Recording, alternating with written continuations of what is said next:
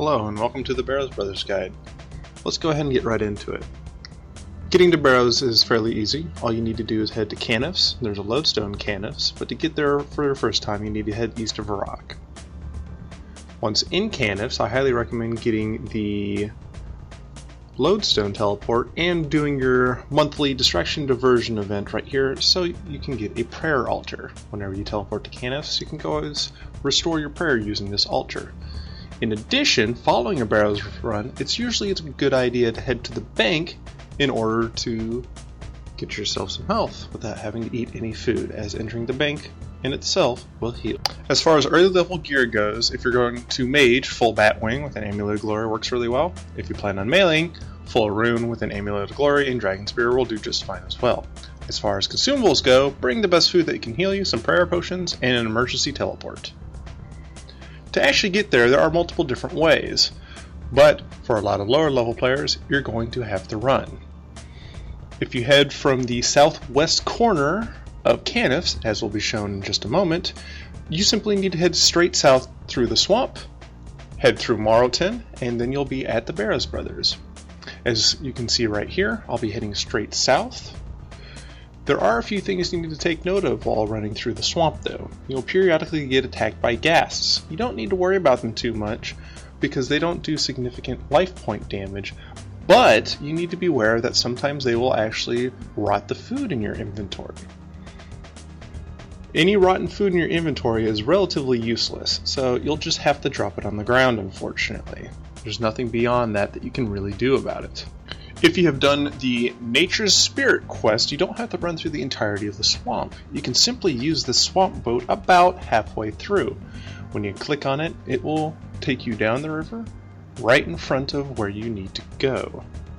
Another way that you can get there quickly is if you've done a significant amount of temple tracking. If you have max Zachary Bragg, you can use this teleport and it'll take you straight there.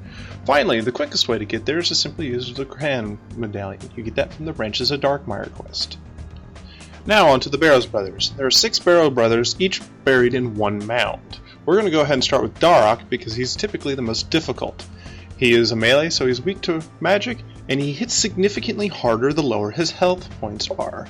This is probably the most dangerous boss to anyone that is new to doing Barrows. You should definitely pray melee in order to reduce his max hit, as he can hit upwards of 4k when he's low on health. The next Barrows brother is Aram the Blighted. He is the only mage.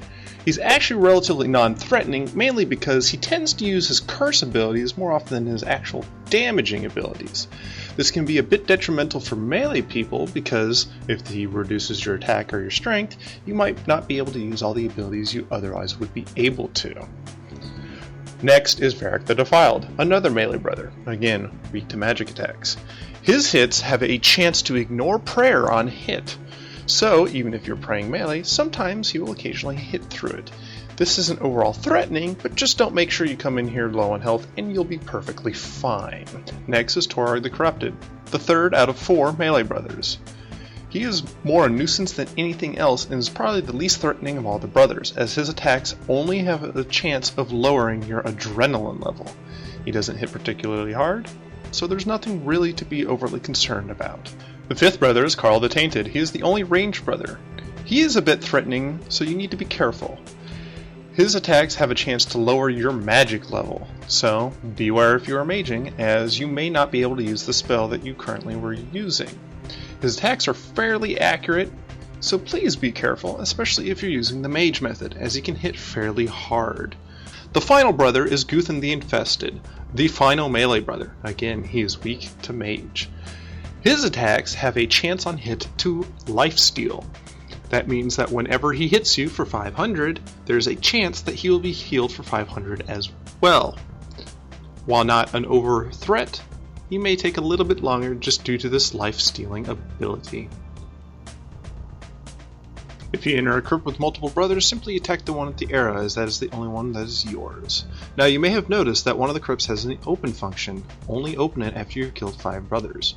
You'll be put into a room with 4 doors, but only one of these doors can be opened. You can tell by hovering over them with your cursor. You'll be put into a crypt similar to this. What you need to do is figure out how to enter the middle room. There are 4 entrances to the middle room, but only one of them has the open function, so you need to make your way over towards it. Again, you can tell by putting your cursor over it. While down here, the final brother that you did not kill can appear anywhere. This includes in the hallways or anywhere else. While down here, you'll notice that you'll have something called creatures killed. Creatures killed is a kill count based off the number of insignificant creatures that you have killed. If you get this up to about 6, you have a chance of getting extra minor loot from the chest. When you open up any of the doors leading to the middle, you'll notice that you'll get a puzzle. They're fairly simple. You just choose the correct one and move on. If you get it incorrect, the doors will scramble. Finally, once you head into the middle, if you have not seen your final brother yet, he will appear the first time you open the chest. You gain your loot by clicking on it twice. Once you have clicked on it twice, you get your loot and you need to leave. You need to use some sort of a teleport. There's all kinds of goodies you can get from here, including Barrows equipment, Barrows totems, bolt racks, and runes. Now then, a few of you may have noticed that in Varroc's crypt, there was actually a second crypt in there. If you have done the Ritual of the Majorat quest, you will have access to a 7th brother. If you're new to the Barrows brothers, then you probably won't have him. Acrisay is the 7th brother who attacks using magic in melee range.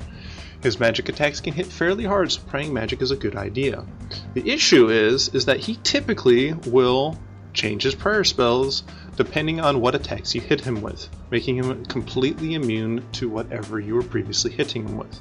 This requires a weapon swap multiple times during the fight, as he typically will flip-flop about 4 to 5 times. If you plan on doing him, you must have a different style of weaponry in order to kill him. His loot will drop from the chest as well if you kill him. Finally, if you have Barrows amulets, you can use them on a sarcophagus and they will instantly kill the Barrows brother, but that will cut into profits for low-level players, so it's not recommended. Finally, I would like to thank the Runescape Wiki because they are the ones that allowed me to use most of the assets that I made throughout this video. Again, I want to thank everyone for their time. Please rate, comment, subscribe. If you have any comments, questions, or concerns, please feel free to put them below.